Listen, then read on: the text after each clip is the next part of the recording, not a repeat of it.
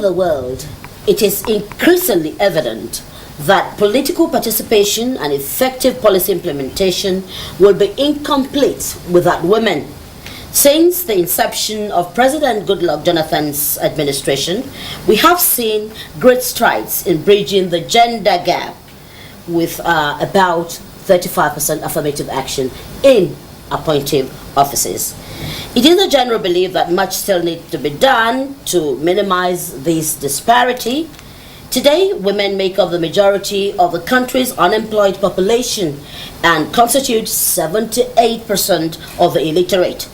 Furthermore, while women account for nearly 50% of the population, they occupy only about 10% of the Senate, 17% of the House of Representatives. Now, women are getting appointive offices. Why can't more women be in elective offices where they can make laws to improve the lots of fellow women and, of course, men? Now, come 2015, can more be achieved and how? That's what we will discuss today on this very special edition of Bridges. Welcome, I'm Muchi Makojola. Bridges. And we are building a bridge for a sustainable Nigeria. I have here wonderful women that have been in the field, and we're just going to sit together and talk heart to heart. Now, I'll leave the women to introduce themselves, starting from my immediate right. Let's know you. Yeah, Ekaite Judy Tumo is my name, and I'm the National President of the Joint National Association of Persons with Disability in Nigeria, and I'm also the Vice President of Rehabilitation International in charge of African region. Disability mainstreaming is part of my business, and I enjoy doing it within the gender cycle as well. Wonderful. Let's hear from you, ma'am. And I'm Dr. Bilkis Magoro. I'm from Kebbi State. I'm a politician, and I run a foundation, it's Momogoro Foundation, that deals with women empowerment and getting women into elective positions and the youth empowered too. We do a lot of programs too regards to the shea butter products that we have within Africa, mostly West Africa. Yes, entrepreneurship. Mixed grill here. Yeah. Now, yes, ma'am. I'm Charity Anaja. I'm a human capacity developer, National Coordinator Women for Peace Initiative in Nigeria. We're into advocacy, empowerment, and training for women. Right. Let's hear from you. I'm Fuludu. I actually work in the media now, but I have NigerVoters.com, which is my pet, where I write and publish information for Nigerian voters online. Okay. Well, my name is Toyin Matthews, and I'm presenting myself in 2015 to run for the Senate seat in National Assembly from FCT Abuja. Wow. I wear quite a number of caps. One of them is legal. Another one is an ecclesiastic cap. I'm an entrepreneur. I work with various civil society organizations, and I could go on. Thank you. Yes, okay. Yeah, I'm a very friend. I'm a chartered mediator and conciliator. I'm presently the National Publicity Secretary of Labour Party and the President Women in Politics Forum, an umbrella body of all women in politics. Okay, so we have here a mixed grill. We have politicians, also people in the private sector, and people also working with wonderful Nigerians living with some form of disability. Now, I will just throw this question to the floor. What is it? Why is it that even Mr. President has demonstrated that women have the capability to be part of governance, and we're still lacking behind, particularly in elective positions? What is happening? 2015 is knocking. Any of you can take it. Well, I have always maintained that we play politics everywhere. We play politics in relationships, within the family. We play politics in government, and politics is the name of the game where it comes to living and livelihood. So why the women? Why are the women not so much in elective office is a phenomenon that is baffling. But I believe that as we discuss round this table, we're going to unravel it. Just as you speak, my mind just goes straight to Dr. Magoro. You're in the field. What's happening?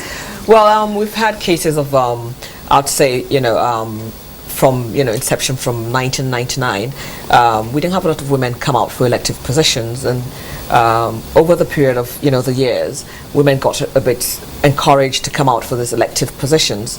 But with regards to 2015, I think we're most likely going to experience a little backdrop of women coming out for elective positions, and that's because I suppose in 2011 we had quite a number of women that came out for elective positions, and they really gave all their might, including what they could do financially.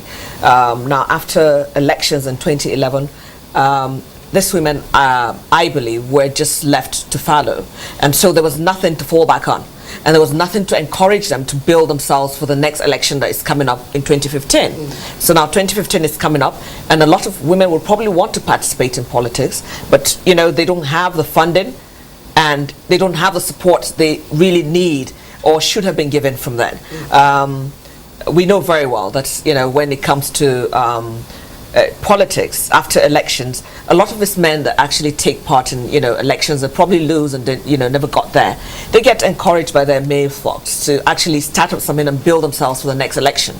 And not necessarily they're going to come up for high positions. They'll probably go for other positions that they would want to go for, but they're being encouraged by and mentored by the other men. But the women, unfortunately, we don't have a lot of women in the so-called high positions that they can actually take on all the women folks, I know you're anxious to, to come. Go ahead. Yes, Atimoji, you see, the problem is this. Women are really ready to come out. But the truth is that you can't contest an election in Nigeria without having a political platform. So I take it back to the political parties. Because if they really want women to contest, they will give us the opportunity. You can't contest as an independent candidate even when you have all the qualities, even when you have the capacity. So you must have a party that will project you, and the political parties are really not giving us that opportunity. How are we going to be able to compete? That's the problem. When you're talking of political parties not giving you the opportunity to contest, what is it? Do they set different criteria for women as against men? Anybody want to take that? It's a level playing field when it comes to the political parties. That's what I have found so far. I choose not to see the disadvantages that are present. I choose not to see the marginalization, in quote, as we know it. I just choose to see the best within my party, within the political structure, and I'm going for what I need to go for. The door is not thrown open, so I concur with her on that point. The door is not it's not thrown open. You've got to get your foot in it. Oh, you got your foot in it. You've got to get your foot in it. Now, part of the problem we are facing is this free forms that they are giving out to women. Now, in every political party, they want to win an election, and they need money also, finance, because you can't divulge money from politics. So when there's a consensus, because usually that's what they use to scheme out women, consensus and zoning, that's what they call it. When they have to take that decision, what do? You can't tell me that a man that bought his form for 10 million naira and a woman that didn't pay a dime for that form, and there's a consensus that they have to do. Nobody will consider that woman. Political party will not want to lose that money. That's a fact. So I'm of the opinion that women should start now to decide that they will buy their forms. Play by the rules. That's politics. Play by the rules. That's politics. Now let's hear from Charity. We're out in the field. We're not politicians yet. Yes, we are not. Well, I think that one of the major problems that women face in political participation is what I call the capacity gap. Most women are not groomed for politics. Yes, there's a level playing ground. It's open for all forms of people to come in. But who is this woman that wants to contest for the elections? Is she properly groomed? What are her capacities for leadership? That is number one. Number two, what is your social capital? What is your network? Who are your contacts? What are the credible connections you have? We have so many women groups and, you know, organizations where we can belong to. How vibrant are you within these groups? How active are you within your group? Number 3, the media. This puts you at the front burner of affairs. How acquainted are you with the media? Do you have a media budget? Are you acquainted? Do you know the people within the media? Do you play with the media? Because the media is like an information bank. It tells people who you are. And with politics, you cannot do your acts in secret. You need to be seen and you need to be heard.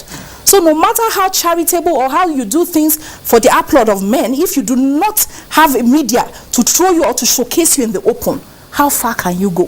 So I think we women too need to work on ourselves. Be ready for the game. Yes. Follow, you also interact with women, particularly women at the NGO level. What are you saying? Are we ready to support each other?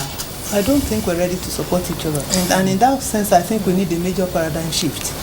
Because women have to realize that the men will not give you what you want on a platter of gold. So if you want women to actually be pushed forward, you need that platform. And women have to network. They have to decide to push women forward, because the woman agenda is everybody's agenda. If a woman is in authority, she's thinking of the whole country and she's making changes to favor everybody. It is the nature of the woman. The woman is a bridge builder, she's a nation builder, she's a family builder. And because women have been neglected, it is showing in our society. We're unraveling. And we have to put women where they properly belong in the scheme of things, so that they hold the society together, because it is only this society we have, and it is women that will hold it together. Well, women are the heart of the nation, and the need to fully integrate them, not just in appointed positions, but also in elective offices. Well, that's what we're examining on Bridges. We'll take a break. We'll be back in a moment. Bridges, 10 p.m. every Thursday on the network service of the NTA. Well, welcome back on Bridges. We're here with all women politicians, all mixed up, a mixed grill, I'll say. And we're examining the fact that why don't we have more women in elective offices, especially as we look at 2015. What are the prospects for women coming up, and of course to be elected into offices? Now, before we went on break, you were saying the fact that women have the capability to do that, and Charity came up with the fact that women in groups or whatever, we are not supporting each other. Now, what's your take? Because at the break you were... Yeah, I mean, I'm of the opinion that, yes, advocacy is out there. There are loads of social, cultural barriers to the woman coming out. But like Folu said, women are homemakers. We build the home. Once the home is built, the family is built, the community is built, and then you can build the nation. Yeah? So if women do not support each other in our different endeavors, how are we going to build the family? I remember in the days of old, our mothers would tell us that one child belongs to many mothers. Everybody brings up a child, but you don't have that now. And I took Charity up on the fact that you say women need to belong to different groups and be on different platforms and get engaged with the media so that they can be projected. You're talking about the proverbial woman who has to minister to her husband, raise her children, and sort out the home. And probably most women these days are entrepreneurs. They bring something to the table. What time do they have to do all of those things? Yes. Well, joining groups doesn't necessarily you cheaply being everywhere. Okay. But you can belong to one or two credible groups that can foster your cause, and there will be like a support group for you. Right. So it's not that you neglect your home and you're all over the place looking for support, but one or two or three can actually be like a support for you in terms of finance and even mentorship. You can have a platform where you get support. Dr. Magoro did say something, the fact that the men support each other, whether they win or lose elections. Yes. So there's always that ladder with which, or that group where you can actually cry on that shoulder, and you're sure that you're giving some measure of succor, even emotional succor.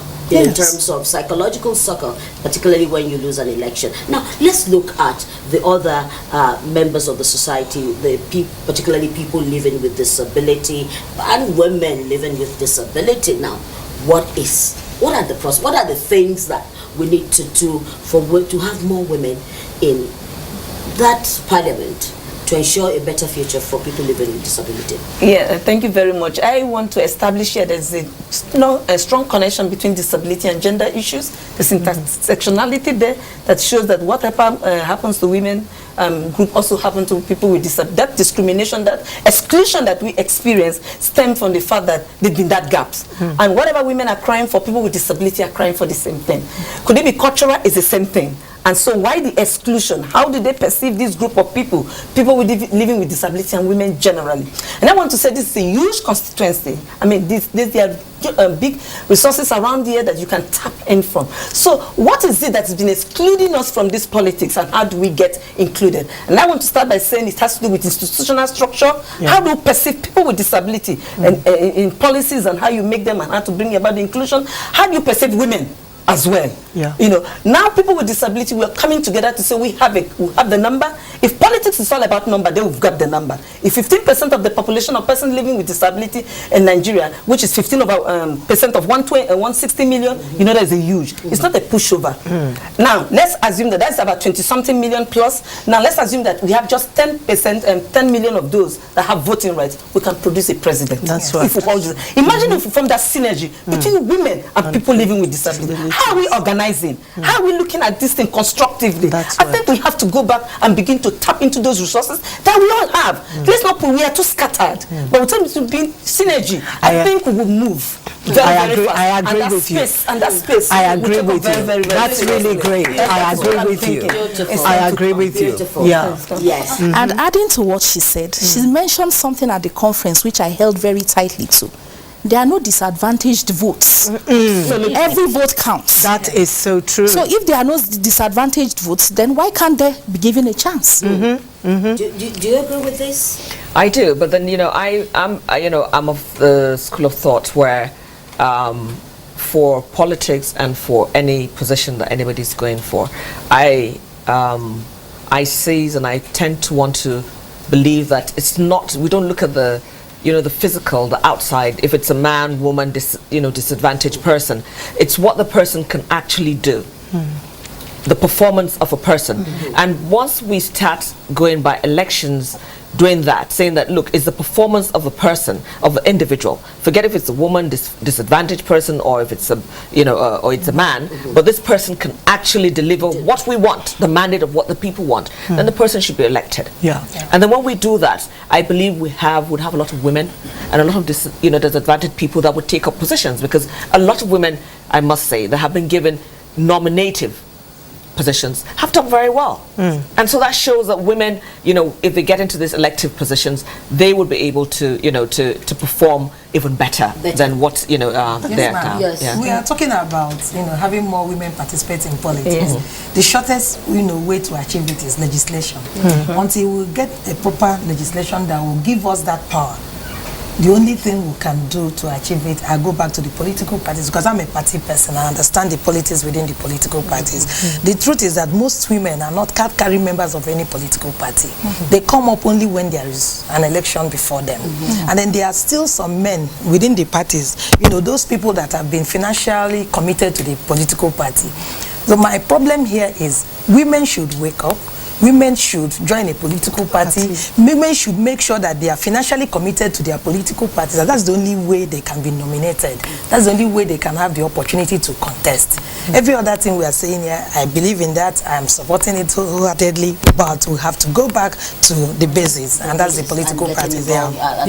Party members. Yes. Coming now. If we pride ourselves as the giant of Africa, like we say, we say Nigeria is the giant of Africa. If you look at small African countries, they've come up with legislations that involve women. And even, Kenya, Burundi, name it, they're out there. They're giving slots for elective offices to women. I think if Nigeria really wants to position herself as that giant, we should be in the forefront of this thing. Another issue that was spoken to by Charity is the fact that women in politics don't take advantage of the media. Yes. Let's discuss this. And I think the media is out there for you. You know, it's maybe we need to build capacity for how to deal with the media. Do you agree with that? I what's believe stopping so. women from coming on media? We, for example, ask women to be on this platform, and those of you that have come, we haven't said anybody should go back. So why are women not coming? Women are generally shy. It doesn't matter how brave, how courageous, how braggadocious you are when you're by yourself. When it comes to camera, media, whether it's print or electronic, we're shy. I have been shy to come out and get engaged with media. But because of where I aspire to go to, the time is now that I must engage with media, print and electronic. And I tell you this for nothing.